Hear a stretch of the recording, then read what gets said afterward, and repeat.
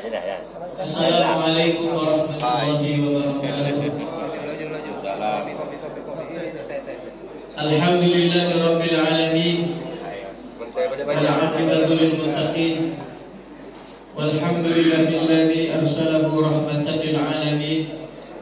Wa syaraha Allahu bihi sudura wa anara bihi al-uqul. Wa fataha Allahu bihi a'yunan 'umyan wa adhanan summa wa quluban ghulfa. Salawatullahi alaihi wa ala alihi wa sahbihi wa man sara ala nahjihi ila yaumil qiyamah. Asyhadu an la ilaha illallah wahdahu la syarika lah wa asyhadu anna Muhammadan 'abduhu wa rasuluhu alladzi la nabiyya wa la rasula ba'dahu. Allahumma shalli wa sallim wa barik wa an'im ala sayyidina Muhammad wa ala alihi wa sahbihi ajma'in. Rabbi shrah li sadri wa yassir li amri wahlul 'uqdatam min lisani yafqahu qawli. Hadirin hadirat sekalian yang dirahmati Allah Subhanahu wa taala, kita bersyukur pada pagi hari ini kembali lagi Allah pertemukan kita di Masjid Jami' Al-Qahar yang sama-sama kita cintai, yang sama-sama kita harapkan menjadi masjid yang bisa menjadi wasilah bagi kita untuk senantiasa dekat dengan Allah dan juga dekat dengan Rasulullah SAW. Hadirin hadirat sekalian yang dirahmati Allah, salawat salam tidak lupa kita haturkan untuk manusia terbaik yang pernah dilahirkan di muka bumi ini, yaitu Nabi kita Muhammad Sallallahu Alaihi Wasallam.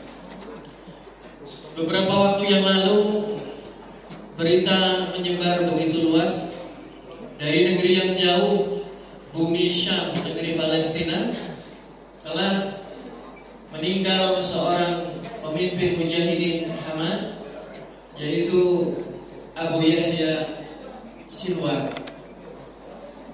Yahya Sinwar, beliau baru hitungan bulan dilantik menjadi pemimpin biro politik Hamas, dan beliau baru saja menggantikan Syekh Ismail Haniyah.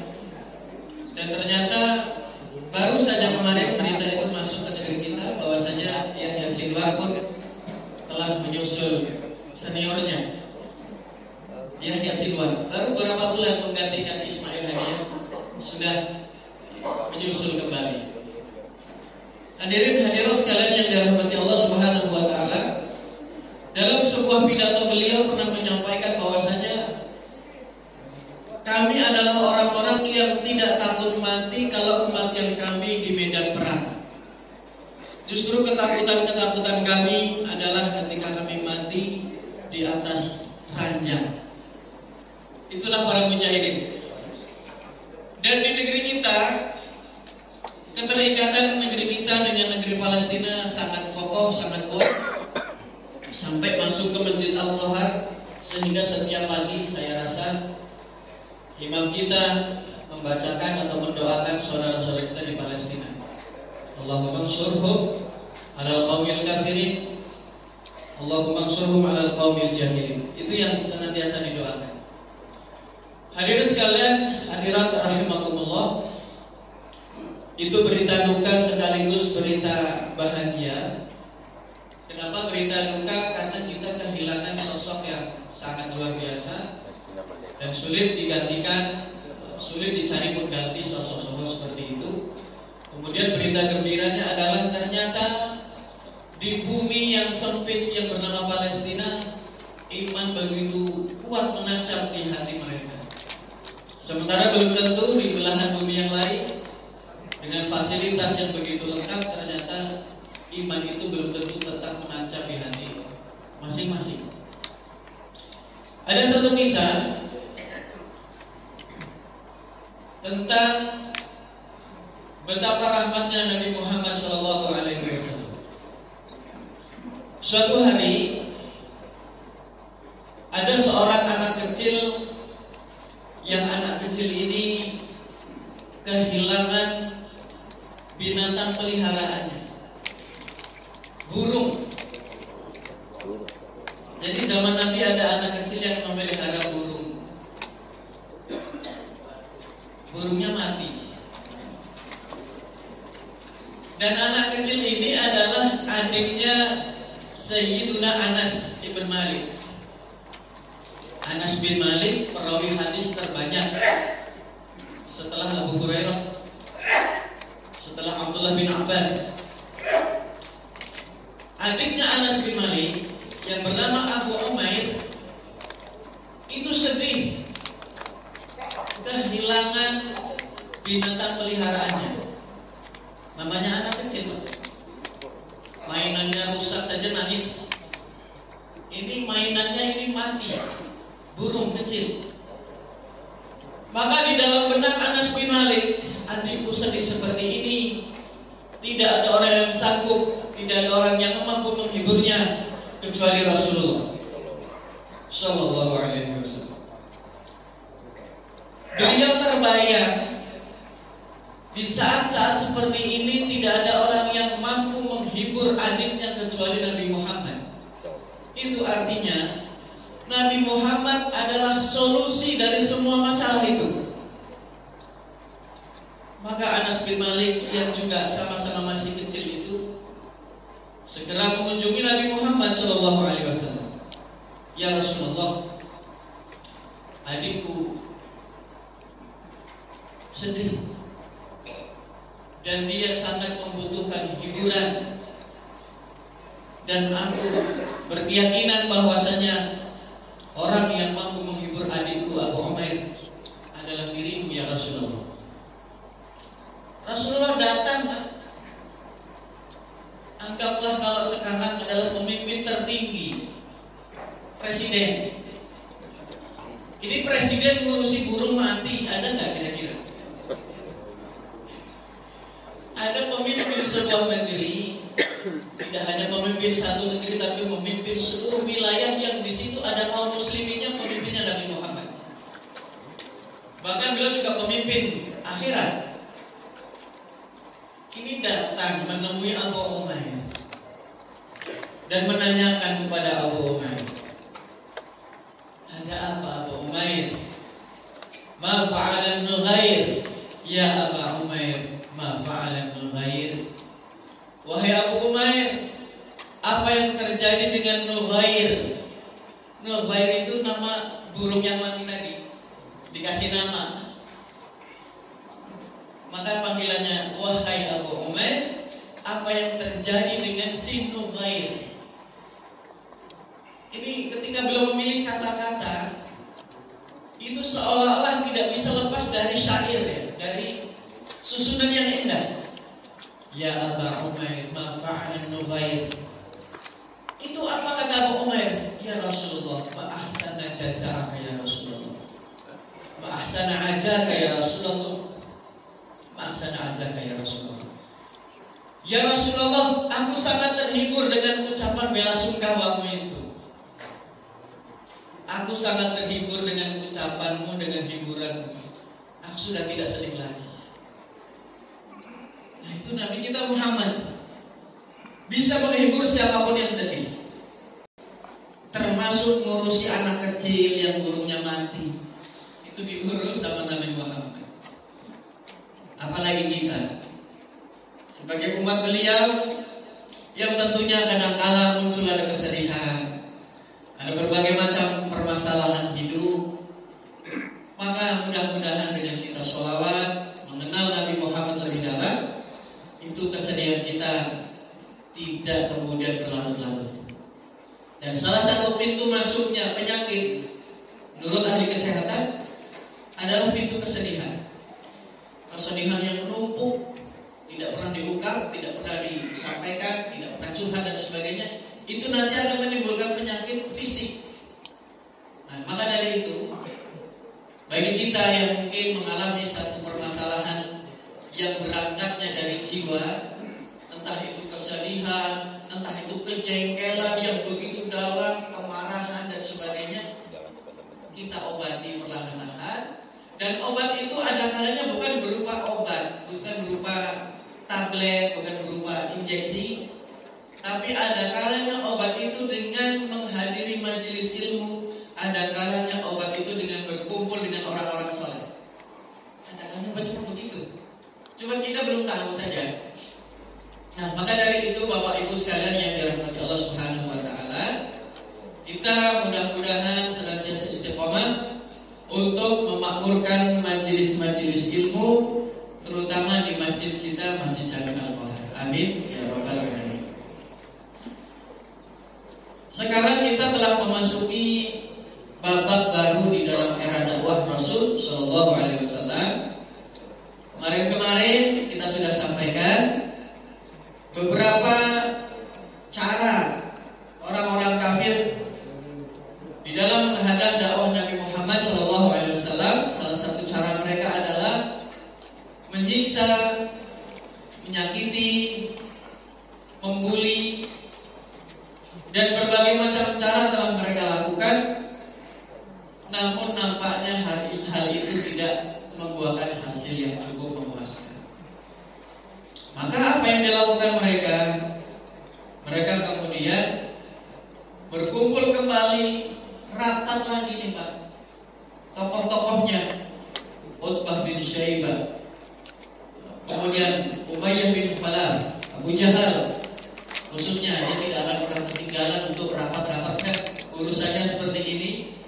Berkumpullah mereka, tokoh-tokoh itu, dan ditariklah kesimpulan satu kesepakatan, kita datangi Abu Thalib. Abu Thalib adalah penjamin Nabi Muhammad di Mekah. Backup terkuat pada waktu itu adalah Abu Thalib. Abu Thalib adalah orang yang sangat terpandang dari Bani Hashim. Bani Hashim itu keluarga besarnya Nabi Muhammad. Kalau ditarik ke atas bertemu dengan Quraisy. Quraisy punya beberapa keturunan, salah satunya Hashim, salah satunya juga nanti yang lain ada. Dan ternyata dari semua kabilah itu, kabilah yang paling mulia adalah kabilah Bani Hashim. Dan Nabi Muhammad dari Bani Hashim. Abu Thalib sangat terpandang, dan orang-orang Quraisy yang lain pun sangat menghormatinya, sehingga mereka tidak berani sekedar menyentuh Nabi Muhammad. Mereka masih memandang di situ ada Abu Thalib sebagai paman yang membackupnya. Maka sepakatlah mereka, hadirin hadirat sekalian yang dirahmati Allah, mengunjungi Abu Thalib untuk melakukan negosiasi. Datang itu beberapa orang. Abu Thalib, kami tahu engkau adalah orang yang terhormat di antara kami. Kami pun masih menghormati engkau. Engkau adalah tokoh di kami, masyarakat kami, semuanya itu patuh kepadamu, menghormatimu. Namun keponakanmu ini telah menguras habis pikiran kami. Kesabaran kami sudah mulai hampir habis, dan kami tidak berani mengganggunya karena engkau adalah orang yang melindunginya. Maka hadirnya kami di sini adalah untuk memberikan satu penawaran. Coba engkau hentikan dia dari aktivitasnya. Negosiasi. Engkau hentikan dia dari aktivitas dakwahnya, karena sekarang baru-baru ini dia sudah mulai menjelek-jelekan Tuhan-Tuhan kita. Dia sudah mulai menyesatkan nenek moyang kita, merendahkan akal pikiran kita, katanya kita ini orang bodoh dan sebagainya. Nah, itu kan akan mengganggu stabilitas keamanan di Mekah ini. Nah, kami tidak ingin ada terjadi chaos, terjadi perpecahan di antara kami. Maka mohon agar kiranya engkau yang menyampaikan informasi ini, agar Muhammad menghentikan dakwahnya. Apa jawaban Abu Thalib? Abu Thalib hari itu tidak tercatat secara pasti kalimat yang dikeluarkan, tetapi kesimpulannya adalah Abu Thalib membalas ucapan mereka dengan ucapan yang baik, ucapan yang lembut. Tetapi intinya Abu Thalib menolak permintaan mereka secara halus. Ditolak secara halus. Pulang Pak mereka dengan tangan kosong, tanpa hasil.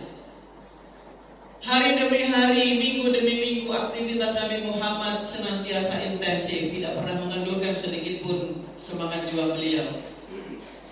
Panas lagi orang-orang kafir, rapat lagi. Gimana ini kira-kira? Kita sudah sampaikan begini-begini, ternyata Muhammad masih saja dengan aktivitasnya. Ayo kita datangi lagi Abu Thalib. Kali ini datangnya kita bukan dengan cara yang halus, tetapi harus sudah memakai intimidasi, sudah pakai ancaman.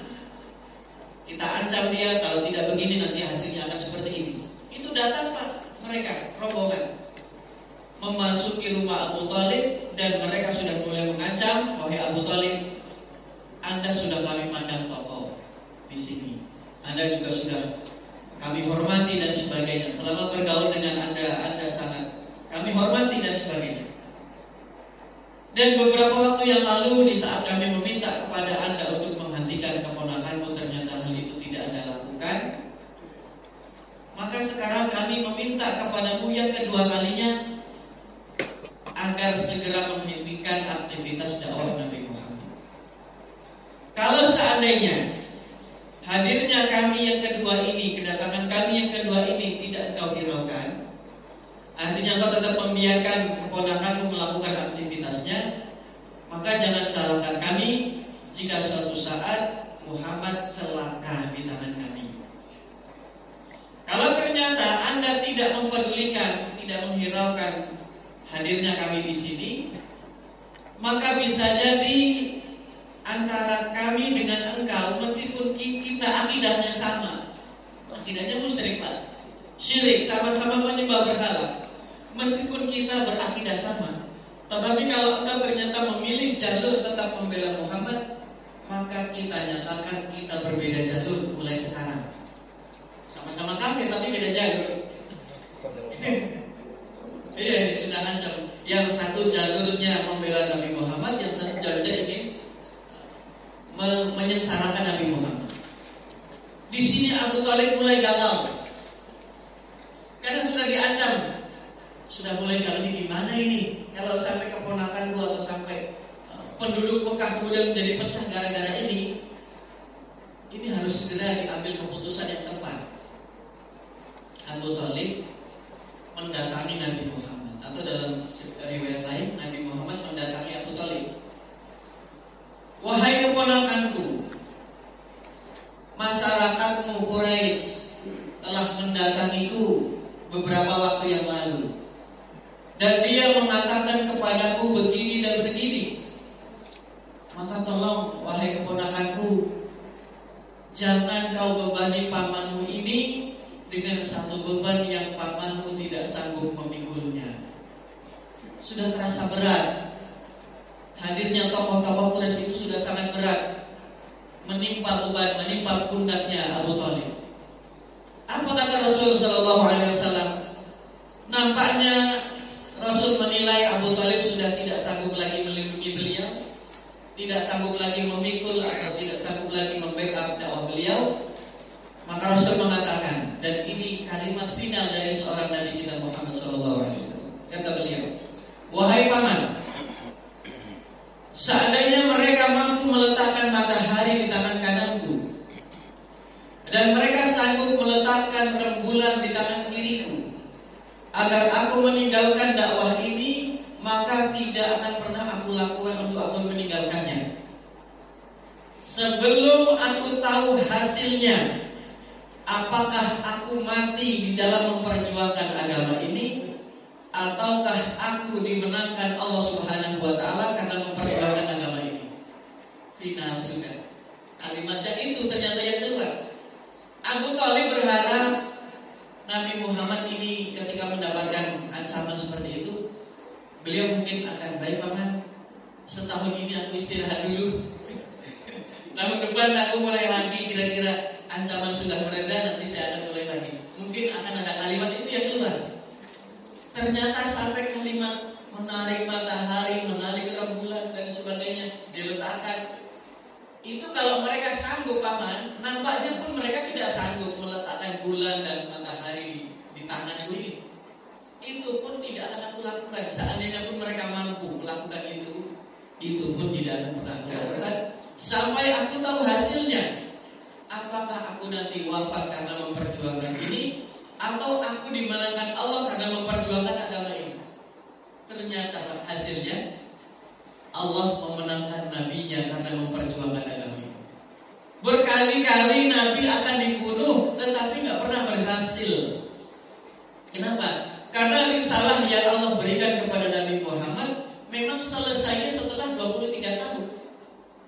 Kalau belum 23 tahun, ancaman pembunuhan dan sebagainya, bahkan Nabi berperang hampir setiap 4 bulan 1 kali pasti beliau berperang.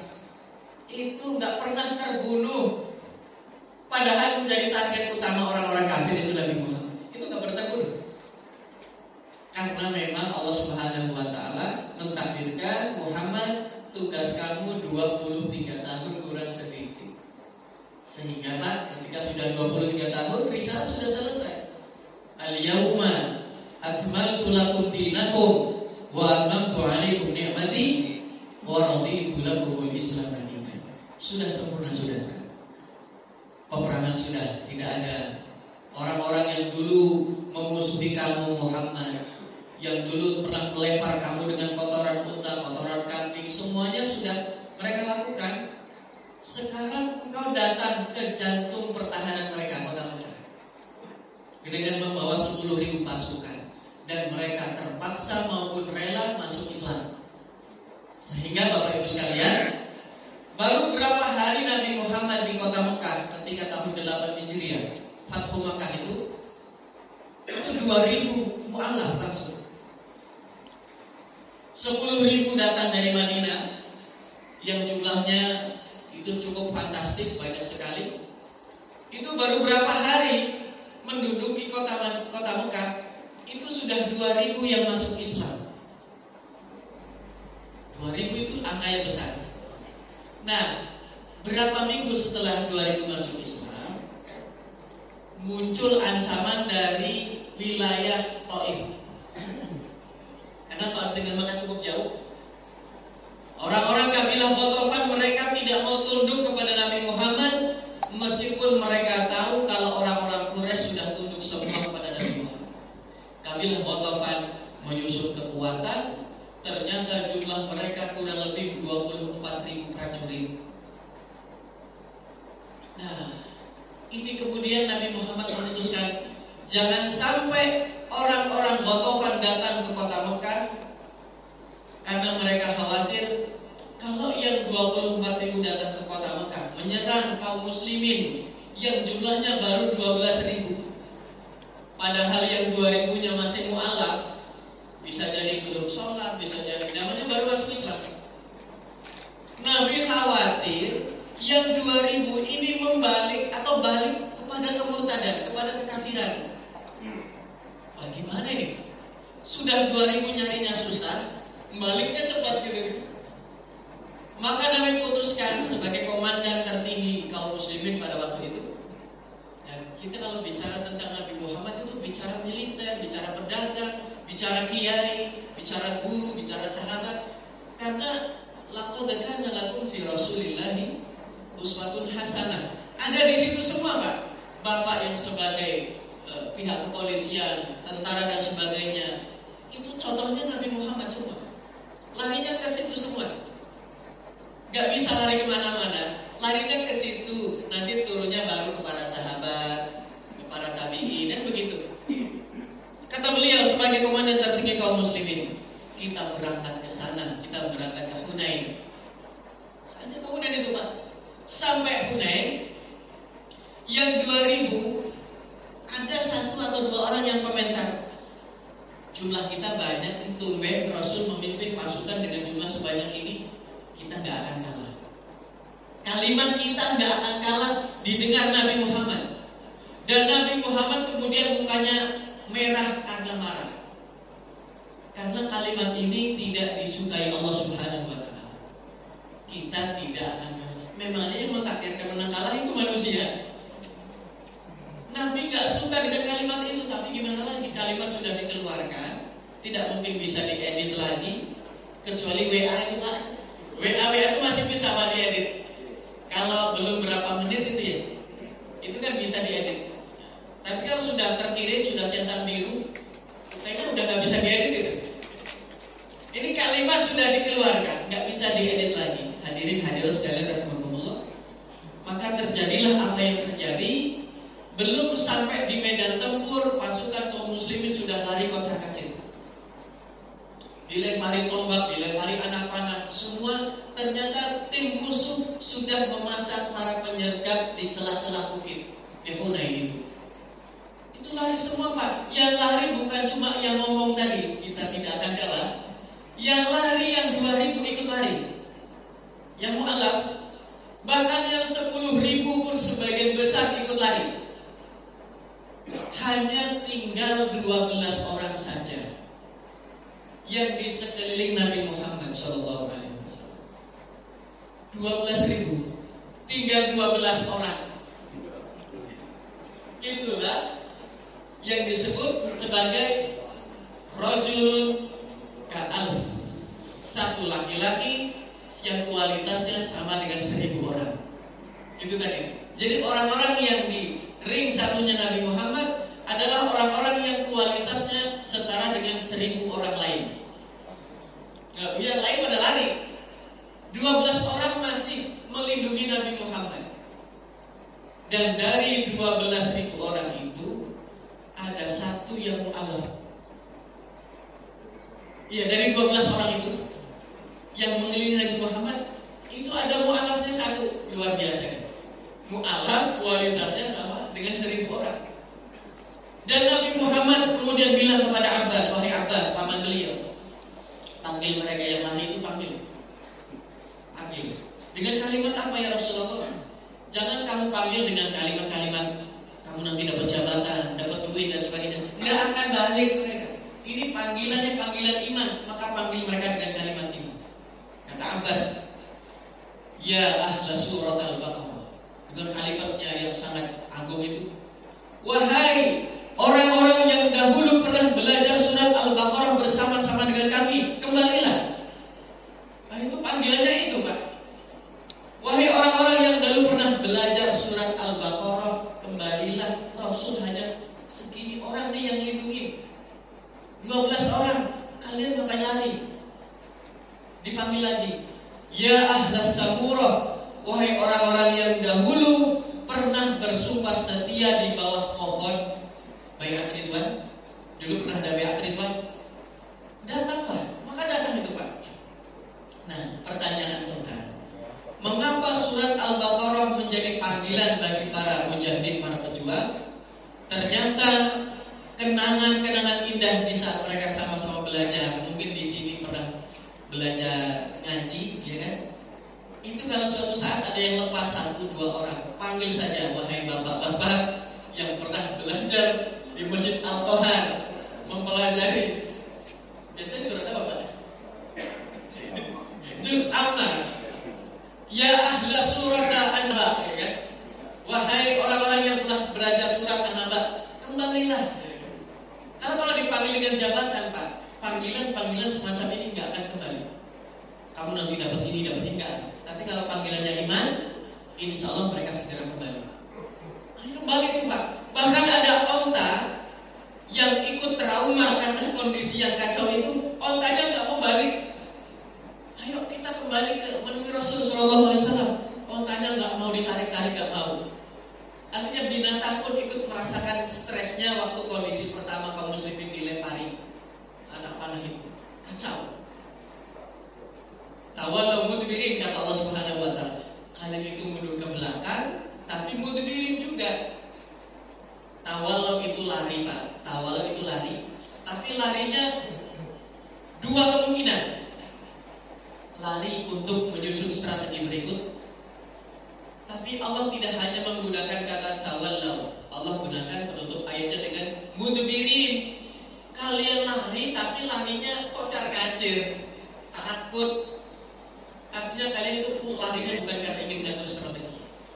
Sampai onta para sahabat sebagiannya itu nggak mau ditarik lagi ke medan tempur. Mereka kemudian pergi. Kata sahabat ini, kalau memang kamu mau pergi, pergilah. Aku mau menemui Rasul, jalan kaki nggak apa-apa. panggilan tadi Pak, As'ala surat Al-Baqarah tadi. Akhirnya kumpul lagi beberapa orang. Nah, hadirin sekalian rahimakumullah. Itu Nabi memang seperti itu, beliau ketika sudah mengucapkan satu kalimat, pantang bagi beliau untuk kemudian mencabutnya kembali. Maka apapun resiko yang harus dihadapi, beliau tetap lakukan. Jalan lagi berapa bulan, orang kafir datang lagi Pak, yang ketiga kali menemui Abu Thalib. Nah kali ini agak aneh Pak, mereka datang membawa putranya Al-Walid bin Mughirah yang bernama Ammarah. Ammarah ini secara fisik cukup sempurna, tampan, gagah, secara kecerdasan, secara nasab juga sama-sama Quraisy. Itu kemudian dibawa ke rumah Rasul. Ya Muhammad, kami datang lagi yang ketiga kalinya. Dan sekarang kami membawa Ammarah bin Walid Al-Mughirah, orang yang secara fisik, secara kecerdasan, secara nasab, keilmuan, kemuliaan kurang lebihnya samalah dengan Nabi Muhammad. Dan kami kesini hadir untuk menukar Ammarah dengan Muhammad. Minta ditukar Pak Haji. Tukeran. Kami akan menukar Ammarah dengan Muhammad, dan kami ingin agar engkau segera menyerahkan Muhammad kepada kami untuk kami bunuh. Ini tawaran atau penghinaan ini namanya? Apa kata Abu Thalib? Kalian ini gimana? Kalian bawa Ammarah ke rumah saya kenal aja enggak sama orang ini? Kalian datang meminta saya agar merawatnya, memberinya minum, memberinya makan, memberinya fasilitas dan sebagainya. Sementara aku memberikan Muhammad kepada kalian untuk kalian bunuh. Ini pertukaran atau penghinaan? Justru Abu Thalib marah di sini Pak. Abu Thalib marah, tidak mau menerima tawaran itu, dan memang tawarannya secara logika saja aneh ya. Ya selama ini kan yang dipelihara oleh Abu Thalib Nabi Muhammad. Giliran sudah usia 40 lebih, ini kan sudah 44 berarti Nabi Muhammad. Ini kok mau diberikan kepada orang kafir untuk dibunuh? Ini kan gak masuk akal. Sementara Ammarah ini siapa? Datang, kasih makan, kasih minum, difasilitasi, dirawat. Sementara keponakan beliau mau dibunuh. Nah, ini kan gak masuk akal. Ini saking sudah memang habislah Pak, apa itu namanya, ide-ide mereka untuk menghentikan dakwah itu gimana caranya. Akhirnya disinilah Abu Thalib sudah mulai memikirkan ke depannya Nabi Muhammad pasti nyawanya terancam. Nah ternyata betul Pak, sejak peristiwa ini percobaan pembunuhan terhadap Nabi Muhammad terus terjadi. Abdullah, kemudian siapa? Ibnu Ma'id itu datang mencengkram leher Nabi Muhammad dengan rencana ingin membunuh Nabi Muhammad di Ka'bah ketika itu.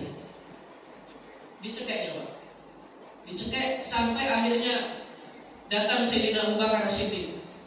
Hentikan Ibnu Ma'id, apa yang kamu lakukan?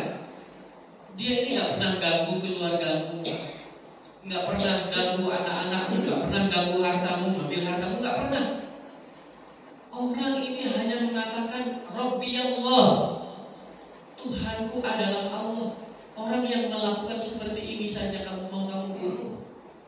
Hanya gara-gara begini saja kamu membunuh orang ini. Jangan lakukan. Ini dilepas. Abu Bakar yang nolong pada waktu itu. Percobaan itu terus terjadi. Maka karena mereka sudah tidak sanggup lagi melakukan aktivitas apapun, misalkan tidak sanggup lagi negosiasi, sudah tidak bisa melakukan percobaan pembunuhan, juga sangat sulit dilakukan. Itu mereka tidak henti-hentinya melakukan intimidasi-intimidasi yang lain. Yang sebelumnya mereka tidak pernah berani untuk sekedar mencubit Nabi Muhammad. Gak berani sebelumnya Pak.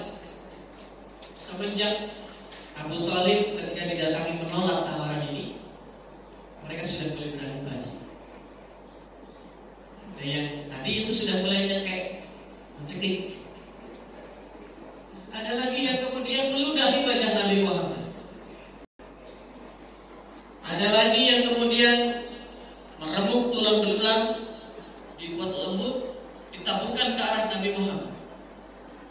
Ada lagi yang kemudian ketika Nabi Muhammad sedang sholat, Abu Jahal bilang, wahai penduduk Quraisy, wahai masyarakat Quraisy, Bani Fulan sedang menyembelih binatang. Siapa yang berani mengambil kotorannya, maka ambillah lalu letakkan ke punggungnya Muhammad. Ada yang berani itu Pak.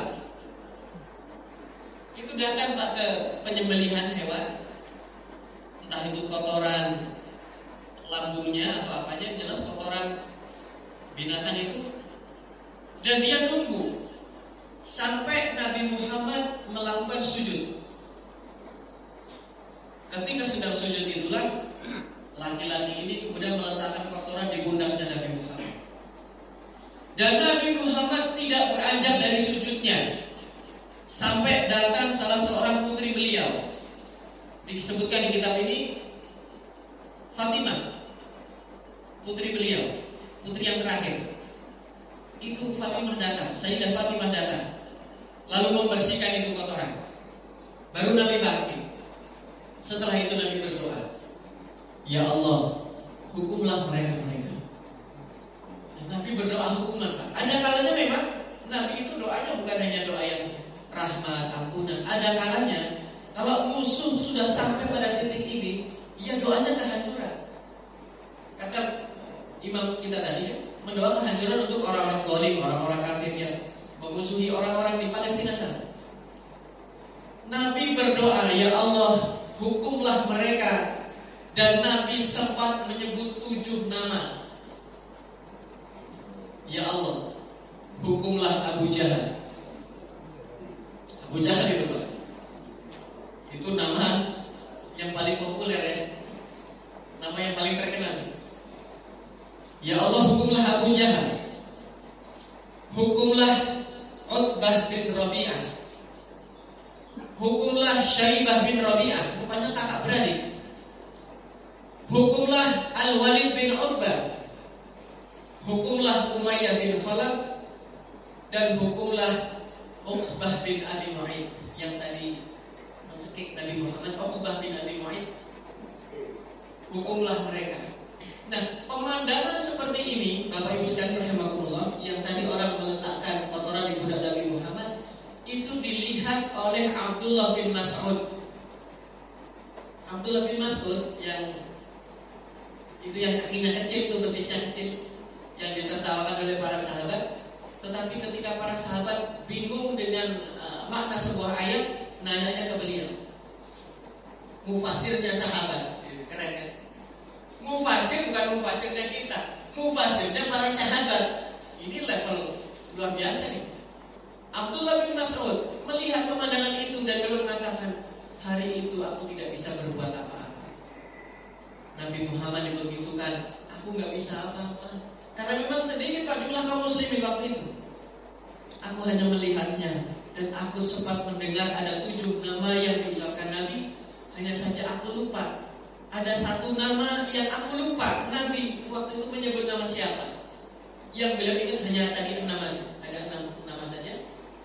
Abu Jahal, Utbah bin Rabi'ah, Syaibah bin Rabi'ah, Al-Walid bin Utbah, Umayyah bin Khalaf, dan Uqbah bin Abi Mu'ayth. Ada 6 nama itu. Sisanya saya lupa. Ada 1 lagi yang Nabi doakan.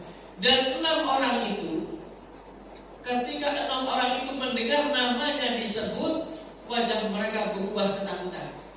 Mengapa? Mereka selama ini kan percaya Pak, apa yang dikatakan Nabi pasti benar terjadi. Itulah Pak masalahnya. Apa yang diusahakan Nabi pasti terjadi. Karena mereka selama 44 tahun ini berinteraksi dengan Nabi Muhammad, itu tidak pernah mendapati Nabi Muhammad berdusta barang sekali. Sekarang berdoa di Ka'bah lagi doanya. Doanya untuk kehancuran 6 orang itu. Apa yang mereka rasakan? Mereka ketakutan luar biasa. Kata Abdullah bin Mas'ud, beliau masih hidup sampai di Perang Badar. Setelah Perang Badar masih hidup, Abdullah bin Mas'ud mengatakan, dan aku menyaksikan langsung 6 orang itu semuanya tergeletak di Perang Badar tewas. Doa Nabi Muhammad dipanjatkan ketika tahun 4 kenabian. Dikabulkan Allah Subhanahu wa taala tahun 2 Hijriah. Lama sekali nunggunya itu. Nunggunya lama. Maka dari itu kita yang berdoa minta ini minta itu bersabarlah Pak. Nabi Muhammad aja Pak dikabulkannya bertahun-tahun itu Pak. Kita ini bukan nabi, kita ini bukan wali juga bukan. Sekedar wali santri, wali murid. Sekedar wali murid kalau kelasnya kita. Maka bersabarlah untuk menunggu ijabah dari Allah Subhanahu wa taala. Yang penting jangan bosan berdoa. Lagi pula doa itu kan salah satu amal soleh ya kan. Salah satu amal soleh ditampung di akhirat sana. Bisa jadi kita minta ini ternyata dikabulkannya yang lain. Bisa jadi begitu. Mintanya hari ini mendapatkan pendapatan sekian, mendapatkan rezeki yang sekian. Ternyata nggak dapat, Pak. Dapatnya apa? Kesehatan. Dapatnya diselamatkannya kita dari kecelakaan yang harusnya celaka, patah tangan, patah kaki. Ternyata tidak. Ternyata selamat Pak, cuma lecet-lecet dikit. Itu kan rezeki lagi. Daripada dikabulkan Allah, dapat uang tiba-tiba dapat 5 juta dalam sehari. Tapi nggak lama setelah itu tadi patah tulang, patah kaki 5 jutanya habis, bahkan kadang kurang Pak. Inilah konsep rezeki kadang di sini Pak. Konsep rezeki itu kadang itu tidak harus dengan berupa uang, berupa materi. Ada halnya berupa kesehatan, ya kan? Kelancaran, urusan dipermudah. Anak-anak yang tadinya keras kepala, kita omongin sekali lurus, itu rezeki bukan? Itu bagian rezeki juga. Kemudian selanjutnya, yang namanya rezeki itu memang ada hak orang lain di dalam harta kita, ya kan? Ada hak orang lain. Maka kalau hak itu tidak dikeluarkan, mau nggak mau akan dipaksa Allah Subhanahu wa taala untuk dikeluarkan. Contohnya apa? Tiba-tiba banyak bocor. Uang 20.000 harusnya masuk infak. Ternyata tidak dimasukkan, tetap masuk infak. Tapi infaknya tukang tambal ban. Tetap Pak, tetap akan keluar itu Pak. Dia tetap akan keluar, tapi keluarnya bukan untuk infak, tapi untuk musibah atas kita tidak mau infak tadi. Akhirnya masuknya ke tukang tambal ban. Rezekinya dia akhirnya. Kita dapat reportnya, harusnya jemput anak sudah sampai, ternyata belum. Cuma 20.000 gara-garanya. Coba kalau 20.000 tadi sekarang dimasukkan, mudah-mudahan pahala itu sudah dapat, urusannya lancar, bannya nggak jadi bocor Pak. Ya tukang tambal ban bilang dapat rezeki dari orang lain, bukan dari kita. Nah, itu semuanya sudah diatur Allah Subhanahu wa taala. Hadirin sekalian yang dirahmati Allah Subhanahu wa taala, 6 orang yang didoakan tadi semuanya terkapar di medan Badar, dan Abdullah bin Mas'ud menyaksikan semua itu. Betapa doanya Rasul Shallallahu Alaihi Wasallam betul-betul dikabulkan Allah Subhanahu wa taala. Nampaknya hari ini saya tidak menunggu alarm lagi. Alarmnya masih juga ya? 10 menit lagi. Rezeki ya.